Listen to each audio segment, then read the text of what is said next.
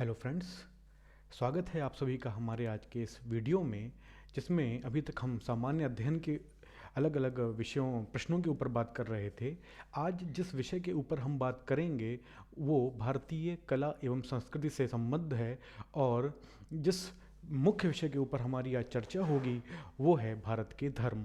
अपने वीडियो में हम आगे बढ़ें इसके पहले अगर अभी तक आपने हमारे चैनल को सब्सक्राइब नहीं किया है तो करें, हमारे वीडियोस को देखें, उन्हें लाइक करें, शेयर करें और अपने ऑब्जर्वेशंस को कमेंट सेक्शन में लिख करके हमको बताएं। साथ में ये भी बताएं कि हम अपने वीडियोस को इम्प्रूव करने के लिए और क्या क्या कर सकते हैं।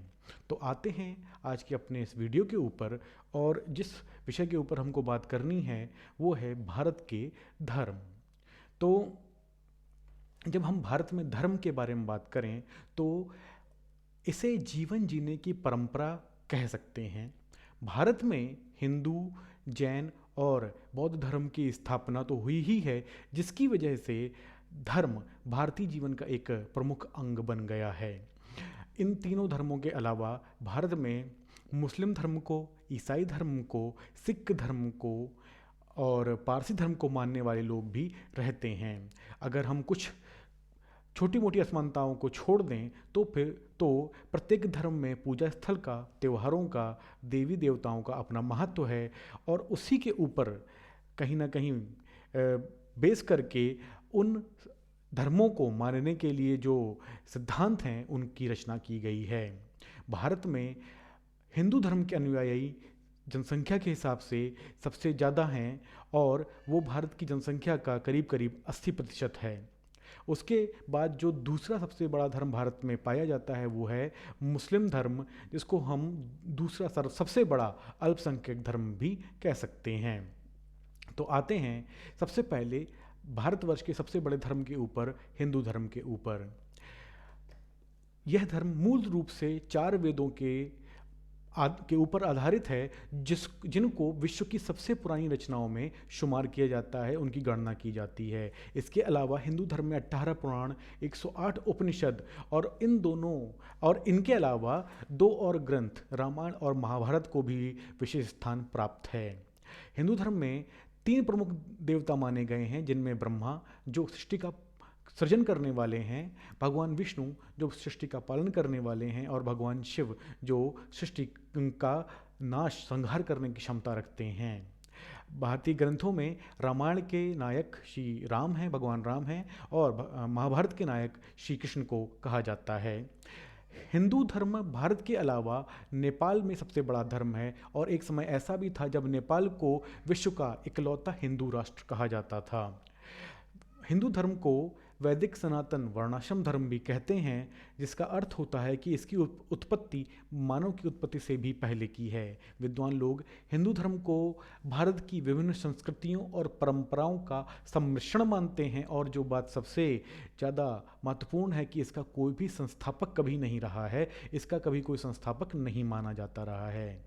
जब हम भारत के ग्रंथों के और वेदों के बारे में बात करें तो सबसे पुराना वेद आता है ऋग्वेद, जिसको हम प्रथम वेद भी कहते हैं, और इसमें लिखे हुए मंत्रों की संख्या 10,527 है। और ऐसा माना जाता है कि इस वेद में सभी मंत्रों के अक्षरों की कुल संख्या 4,32,000 है। और इस वेद का मुख्य विषय, जो सेंट्रल पॉइंट है, जो सेंट्रल थीम कह सकते हैं, वो ज्ञान, नॉलेज है। इसमें विभिन्न देवताओं का वर्णन है, और ये भी बताया गया है कि भगवान की या परमेश्वर की स्तुति या पूजा किस तरीके से की जाए। इसी क्रम में दूसरा वेद आता है यजुर्वेद, जिसमें कार्य, क्रिया और यज्ञ, जिसको हम समर्पण भी कहते हैं, उसकी प्रक्रिया के लिए कुल 1975 गद्यात्मक मंत्र लिखे हुए हैं। जो इसी क्रम में तीसरा वेद आता है, उसका नाम है सामवेद, जिसका सेंटर पॉइंट या सेंटर थीम या मुख्य विषय उपासना है, और संगीत में गाने काबिल, मतलब कि पद्यात्मक 1875 संगीतमय मंत्र सामवेद में लिखे गए हैं। इसी क्रम में चौथा वेद है अथर्ववेद, जिसमें गुण, धर्म, आरोग्य एवं यज्ञ के लिए 5,977 5977 कवितामयी मंत्र लिखे हुए हैं। अब आते हैं भारत के दूसरे धर्म के ऊपर या हिंदू धर्म के अलावा जो धर्म माने जाते हैं उनमें से प्रमुख धर्म है जैन धर्म, और ये विश्व के सबसे प्राचीन धर्मों में से एक माना जाता है, जिसमें कुल 24 तीर्थंकर हुए हैं, जिसमें वर्धमान महावीर अंतिम या 24वें तीर्थंकर थे। वर्धमान महावीर ने जैन धर्म को एक व्यापक रूप दिया, जिससे इसके प्रचार और प्रसार में बहुत ही सफलता मिली। जैन धर्म में इतिहास में दो संगीतियाँ हुई हैं। यह है सम्यक ज्ञान, सम्यक आचरण और सम्यक विश्वास के ऊपर चलने वाला धर्म है।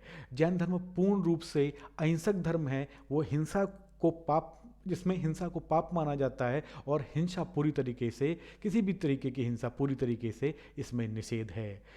जैन धर्म के दो संप्रदाय हैं, एक श्वेतांबर, दूसरा दिगंबर, और इन संप्रदायों के ग्रंथों के नाम हैं समयसार तथा तत्वार्थ सूत्र। और जैसा हमने कहा कि जैन धर्म का मूल सिद्धांत अहिंसा या नॉन वायलेंस, किसी भी किस्म की हिंसा को इसमें निषेध किया गया है।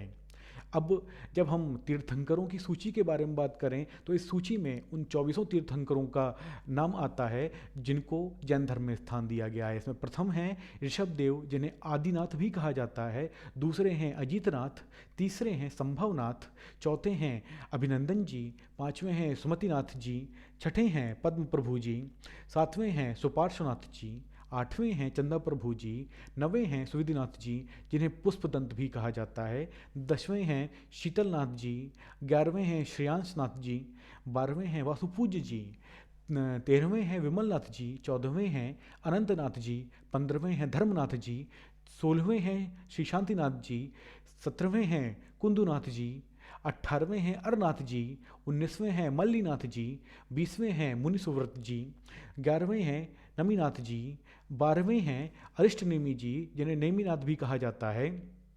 और जैन धर्म में ऐसी मान्यता है कि ये नारायण श्री कृष्ण के चचेरे भाई थे। 23वें हैं श्री पार्श्वनाथ जी, 24वें हैं वर्धमान महावीर जी, जिन्हें वर्धमान, सन्मति, वीर और अतिवीर की उपाधि भी दी गई है। तो अब आते हैं अपने अगले धर्म के ऊपर, जो है बौद्ध धर्म।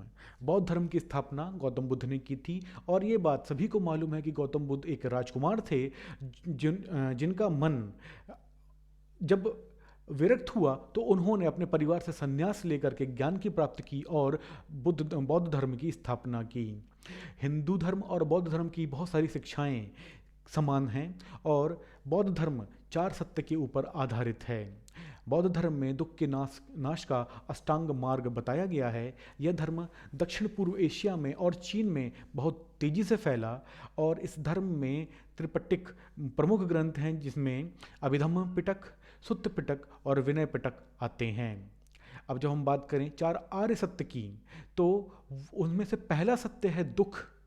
और दुख के बारे में क्या? इस दुनिया में दुख है, जन्म में दुख है, वृद्ध होने में दुख है, बीमारी में दुख है, मृत्यु में दुख है, प्रियतम से दूर होने में या विरह में दुख है, नापसंद चीज़ों के साथ में रहने में दुख है, चाहत को ना पा पाने में दुख है, और इन सब में कहीं ना कहीं दुख हमको मिलता है। ये पहला आदि सत्य है। दूसरा दुख कारण, तृष्णा या चाहत, किसी चीज को पाने की इच्छा, ठीक, जिसको हम तृष्णा कह सकते हैं, दुख का कारण है, और फिर से शरीर करके संसार को जारी रखती है। मतलब कि कहीं ना कहीं किसी ना किसी तरीके से वो जो तृष्णा है वो संसार में रहती है, और वही इस लोगों के दुख का कारण बनती है। इसमें तीसरा जो सत्य है वो है दुख निरोध। दुख निरोध के 8 साधन बताए गए हैं, जिन्हें हम अष्टांगिक मार्ग कहते हैं, जिसके बारे में भी हम आगे बात करेंगे, जिससे तृष्णा से मुक्ति पाई जा सकती है। इसी क्रम में चौथा है दुख निरोध का मार्ग। तृष्णा से मुक्ति अष्टांगिक मार्ग के अनुसार जीने से पाई जा सकती है, जिससे हम तृष्णा से दूर रहेंगे तो कहीं ना कहीं दुख से भी दूर रहेंगे। वो अष्टांगिक मार्ग है जिसमें पहला है सम्यक दृष्टि। वस्तुओं के यथार्थ स्वरूप को जानना ही सम्यक दृष्टि है। मतलब कि वो सच में वास्तव में क्या है, कैसी हैं, उनके बारे में पता होना, इसको सम्यक दृष्टि कहेंगे। दूसरा है सम्यक संकल्प। आसक्ति, द्वेष तथा हिंसा से मुक्त विचार रखना ही सम्यक संकल्प है। मतलब कि आसक्ति, द्वेष और हिंसा, मतलब कि आसक्ति को एक तरीके से अफेक्शन कह सकते हैं। द्वेष मतलब कि किसी से ईर्ष्या, एनवी कह सकते हैं। और हिंसा, वायलेंस, उनसे मुक्त विचार रखना कि हम ये काम नहीं करेंगे, इसको हम यहाँ पे सम्यक संकल्प कह सकते हैं। तीसरा आता है सम्यक वाक, सदा सत्य तथा मृदुवाणी का प्रयोग करना ही सम्यक वाक है। चौथा सम्यक कर्मांत, इसका आशय अच्छे कर्मों में संलग्न होने तथा बुरे कर्मों के परित्याग से है। पांचवा है सम्यक आजीव, विशुद्ध रूप से सदाचरण से जीवन यापन करना ही सम्यक आजीव, मतलब पूरा जीवन यापन करना सदाचार के साथ, सदाचरण के साथ में, ठीक, उसको हम सम्यक आजीव कहेंगे। छठा है सम्यक व्यायाम, अकुशल धर्मों का त्याग तथा कुशल धर्मों का अनुसरण करना सम्यक व्यायाम कहा जाता है। सातवां है सम्यक स्मृति, इसका आशय वस्तुओं के वास्तविक स्वरूप के संबंध में सदैव जागरूक रहने से है, ठीक। और आठवां आता है सम्यक समाधि, चित्त की मतलब मन की समुचित एकाग्रता, मतलब कॉन्सेंट्रेशन ही सम्यक समाधि है, ठीक। हम हमेशा अगर कॉन्सेंट्रेटेड रहेंगे और अपने मन को इधर उधर नहीं भटकने देंगे तो कहीं ना कहीं सम्यक समाधि के अंतर्गत आता है। अब आते हैं सिख धर्म के ऊपर। सिख धर्म को श्री गुरु नानक देव ने 15वीं शताब्दी में शुरू किया था और